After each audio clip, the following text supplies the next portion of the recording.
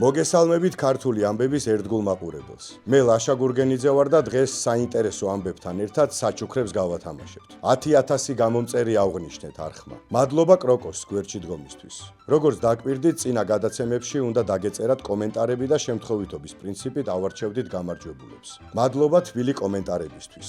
ახლა კი გამარჯვებულები, რომლებიც პროგრამამ აირჩია, ეგრეთ წოდებულმა რენდომაიზერმა. სამმა თქვენგანმა გაიმარჯვა. პირველი კომენტარის ავტორია ლუკა იოსელიანი, 66-30. კომენტარი ასეთია: საუკეთესო არხი. სამწუხაროდ მაყურებელი ისი არაფასებს, როგორც საჭიროა. ლუკა, თქვენ გადმოგეცემათ ასკანელებისგან საკოლექციო სასმელი. ეს ძვირფასი ბრენდი თქვენია. გილოცავთ. მეორე გამარჯვებული კომენტარია თამარ ჭუმბაძე. თქვენ გადმოგეცემათ ასკანელისგან ეს შესანიშნავი ღვინო და ასევე გამომცემლობა არტანუჯის ეს მშვენიერი წიგნი ნაპოლეონის შესახებ, რომელიც დააწესა შაქრო ბაბუას წიგნების მაღაზია. მესამე გამარჯვებული კი გახდა ზაზა ტარუაშვილი, 70-19. კომენტარი 4 გულია. ჩვენგან კი მადლობა და 10,000 გული. ზაზამ მოიგო ეს ბრწყინვალე წიგნები, ასევე შაქრო ბაბუას წიგნების მაღაზიიდან. გამარჯვებულები შეგვეხმიანეთ Facebook-ზე, ჩვენს ჯგუფში და ჩვენ დაგიკავშირდებით. ხო, მართლა Facebook-ზე უკვე 73,000 ვართ. მადლობა, რომ გვიყურებთ. გამოიწერეთ ჩვენი არხი YouTube-ზე, გამოყვევით TikTok-სა და Facebook-ზე. წინ უამრავი სიურპრიზი გელოდებათ. გადავიდეთ დღევანდელ ამბებზე. აკაკის საიდუმლო სიყვარული. ამბავი, რომელსაც ახლა მოგიყვებით მე-20 საუკუნის დიდ საიდუმლოს ინახავს. ამბავი აკაკი წერეთლის და ანასტასია ბაგრატიონის სიყვარულს ეხება. საქმე ისაა, რომ ანასტასია ბაგრატიონ-დავითაშვილი ვანო მაჩაბლის სოლი იყო. ლამაზი სახე, კარგი ტანი, დიდი მოელვარე თვალები. ანასტასია ბაგრატიონ-დავითაშვილს მისი თანამედროვეები ერთ-ერთ ყველაზე ლამაზ ქალად აღწერდნენ. აკაკი მას ვანო მაჩაბელზე ადრე იცნობდა და ვანოსთან ხშირად აქებდა ხოლმე. შემდეგ ივანემ და ტასომ ერთმანეთი გაიცნეს მეჯლისზე. ვანომ ხელი თხოვა, ტასოც დათანხმდა. ამ ამბავში უადგილო არაფერი იქნებოდა, რომ არა ის, რომ მაჩაბელს ამ დროს უკვე ჰქონდა ურთიერთობა ლიზა ქართველიშვილთან.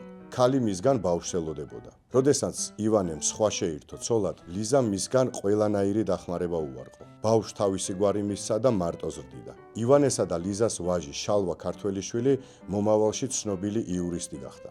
დაუბრუნდეთ ჩვენს ამბავს. როგორც იცით, ვანო მაჩაბელი გაურკვეველ ვითარებაში გაუჩინარდა. მაჩაბელის გაქრობის შემდეგ ქალაქში უამრავი ვერსია გავრცელდა. მათ შორის ითქვა ისიც, რომ მაჩაბელმა აკაკიზე იეჭვიანა და სიცოცხლე თვითმკვლელობით დაასრულა. ზოგი უფრო შორს წავიდა. ივანე თავად მისმა მეგობარმა აკაკიმ და ანასტასიამ მოკლესო. საქმე ის იყო, რომ გაუჩინარებული ივანეს ცხედარს დიდი ხნის განმავლობაში ეძებდნენ მტკვარში. ჯიმშე რეხვიაშვილი თავის წიგნში მტკვარი და მისი ორი ნაპირი წერს, რომ მაჩაბლის ძიებაში 16 გვამი იპოვეს. ივანეს ცხედარი არც ერთი არ აღმოჩნდა. ახლა საიდან ვიცით, რომ აკაკი წერეთელს მეგობრის მეუღლის მიმართ გრძნობები ჰქონდა? შემონახულია აკაკი წერეთლის მიერ ტასო მაჩაბლისადმი მიწერილი სატრფიალო ბარათები. 19 წერილი პასუხები თურთ. ეს წერილები გასაიდუმლოებული იყო და აკაკის გარდაცვალებიდან 80 წლის შემდეგ გახდა ცნობილი. იქამდე ის ლიტერატურის მუზეუმში აკრძალულ ფონდში ინახებოდა. ამ ბარათებიდან ჩანს, რომ აკაკის ტასო გაგიჟებით უყვარს. ტასო კი არ თანაუგრძნობს. მნიშვნელოვანია იმის აღნიშვნა, რომ წერილები მაჩაბლის დაკარგვის შემდეგაა დაწერილი. მე შენ მიყვარდი, ისეთის აღტაცებით და აღფრთოვანებით, როგორც შესაძლებელია მხოლოდ რჩეულთათვის. გეტრფოდი სრულის ჩემის არსებით. დიდხანს ვიმარხავდი საიდუმლოს, როგორც წმინდა ლოცვას. იმ გრძნობებს ჩემს გულში, მაგრამ რაი არ საიდუმლო, რომელიც არა გამოცხადდესო. ბოლოს მაინც ზალაუნებურად იჩინა თავი, ან კი რად უნდა დაფარულიყო იმისთანა წმინდათა წმინდა. წერს აკაკი ტასოს. ტასო არ იმჩნევს, არ პასუხობს სიყვარული თემგოსანს და უხერხული თემიდან სხვა ამბავზე გადააქვს ყურადღება. თბილისის ამბებს უყვება. ხშირად ვანოზე ლაპარაკობენ. ერთგან ტასო წერს: ღმერთო, როგორ ავიტანე ამისთანა კაცის დაკარგვა. აკაკი შეყვარებული იყო ტასო მაჩაბელზე, თუმცა მათ შორის არც მანამდე და არც მერე არანაირი ინტიმური კავშირი არ ყოფილა. აკაკის ლექსი აქვს დაწერილი: საფლავშიაც, სიკვდილშიაც წამომწდება ტასო, ტასო. მაგრამ როგორც ფილოლოგები ვარაუდობენ, წერილებიდანაც ჩანს, რომ ქალი არანაირად არ თანაუგრძნობდა. ამ ამბავში კიდევ ერთი საინტერესო დეტალია. აკაკი წერეთელმა ივანე მაჩაბელს გაუჩინარებიდან მალევე გამოუქვეყნა თავისი შესანიშნავი პოემა გამზრდელი. სიუჟეტი ხომ გახსოვთ, მეგობრის სახლში ღამე დარჩენილი პერსონაჟი მის სოლზე იძალადებს. თავს კი მისი გამზრდელი იკლავს. ფილოლოგების ვარაუდით მგოსანს ეს პოემა მეგობრის ხსოვნის წინაშე უნებლიე შეცოდებამ დააწერინა. ვითომ შეეშალა. 1914 წლის ნოემბერში კავკასიის ფრონტის მოსანახულებლად ჩამოვიდა იმპერატორი ნიკოლოზ მეორე, რუსეთის ბოლო იმპერატორი. მას რასაკვირველია გრანდიოზული დახვედრა მოუწყვეს. ამ დახვედრის ფარგლებში დავით სარაჯიშვილის ქვრივმა იმპერატორი ჩაიზე დაპატიჟა საკუთარ სახლში. რასაკვირველია, მთელი ბომონდი იქ იყო. მეორე სართულზე მასპინძლებს შორის ყოფილა ტრადიციულ გურულ სამოსში გამოწყობილი 16 თაყაიშვილის ძმა ნიკოკია. ის თავის დროზე მეფის კარზეც მსახურობდა პოლკში და ეს ყოფილი სამხედრო მოწყეპილი ულვაშებით დიდი სამბით დაიარებოდა სტუმრებს შორის. რასაკვირველია, მისი შემჩნევა გურულ სამოსში სულაც არ იყო რთული. თან ისედაც მაღალი კაცი ყოფილა. ამიტომ არ არის გასაკვირი, რომ იმპერატორმა შენიშნა და სამოსცეც შეეკითხა. ეს გურულია ხელმწიფე, უპასუხა ნიკოკია. ის კი იმერული სამოსია, განაგრძო მან და მიუთითა იმერეთის თავადაზნაურების მარშალზე. მე ორივე ფორმა მაქვს. დღეს გურული მაცვია, ყველაფერი ლამაზად აუხსნა ნიკოკიამ. იმპერატორმა პორტსიგარიდან სიგარეტი ამოიღო და ნიკოკიას მიაწოდა. იმან კი არ გამოართვა. მადლობა ხელმწიფეო, მე არ ვეწევიო, უნდოდა ეთქვა ნიკოკიას. სპასიბა, я не куриво. თუმცა რუსულად ასეთი რაღაცა უთხრა. სპასიბა, გასუდარ, я не курица. მადლობა ხელმწიფეო, მე ქათამი არ ვარო. ასეთი უხერხულობა არ გინდა განმუხტო. თუმცა მასპინძლებმა ამჯობინეს იუმორში გაეტარებინათ და სიცილი ატეხეს.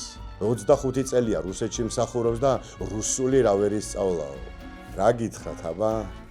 აი მე მაინც სადღაც მგონია რომ არაფერიც არ შეშლია. მაინც 16 თაყაიშვილის ძმა იყო ბოლო-ბოლო. თევზაობა მეგრულად.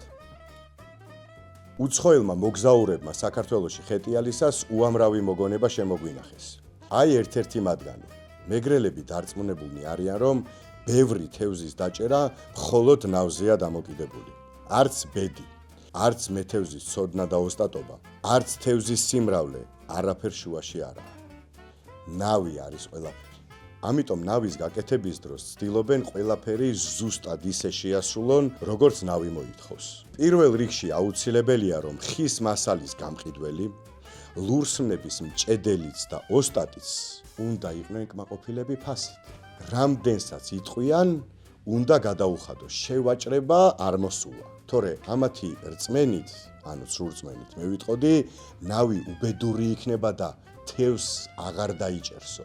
ასევე მეგრელები დარწმუნებულები არიან, რომ ნავებს ალღო აქვთ, რომლის დახმარებითაც იგი პოულობს და იჭერს თევზს, ამიტომ თუ რომელიმე ნავს თავის დროზე ბევრი თევზი დაუჭერია, დაძველების შემდეგაც აღარ აგდებენ. გულმოდგინედ შეაკეთებენ, გამოცდილი ნავია უიტყვიან და უფრო ძვირად ფასობს. ახლა რა ხდება თუ ეს გამოცდილი ნავიც ვერ დაიჭერს თევზს? მეგრელები ასეთ დროს მიდიან გრძნეულთან. მათი თქმით, მაზაკვალთან და ეკითხებიან, რა მიზეზია ჩემმა ნავმა თევზი რომ ვერ დაიჭირაო?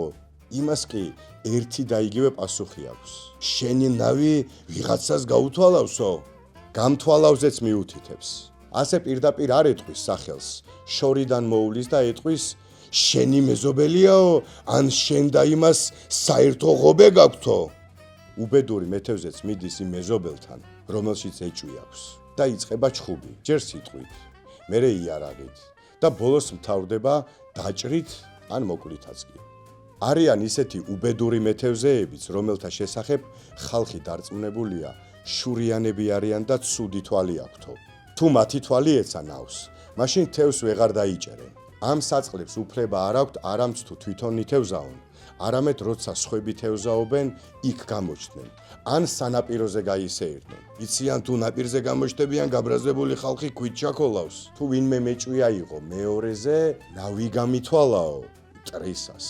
გააშიშვლებს, ხელით ჩამოკიდებს და ჭინჭრით სცემს. თან აიძულებს ნავი დაულოცოს. მხოლოდ ამის შემდეგ დამშვიდდება ნავის პატრონი. აი ასეთი იყო თევზაობა მეგრულად. შეგახსენებთ, რომ ეს ჩემი მოგონილი არაა, ევროპელმა მოგზაურებმა შემოგვინახეს. ხო და რორამე კომენტარებში მთელი აგრესია იმათკენ გაუშვით, ხო? დღეისათვის სულ ეს იყო. გამოიწერეთ არხი და გააქტიურეთ ზარის ღილაკი. დროებით.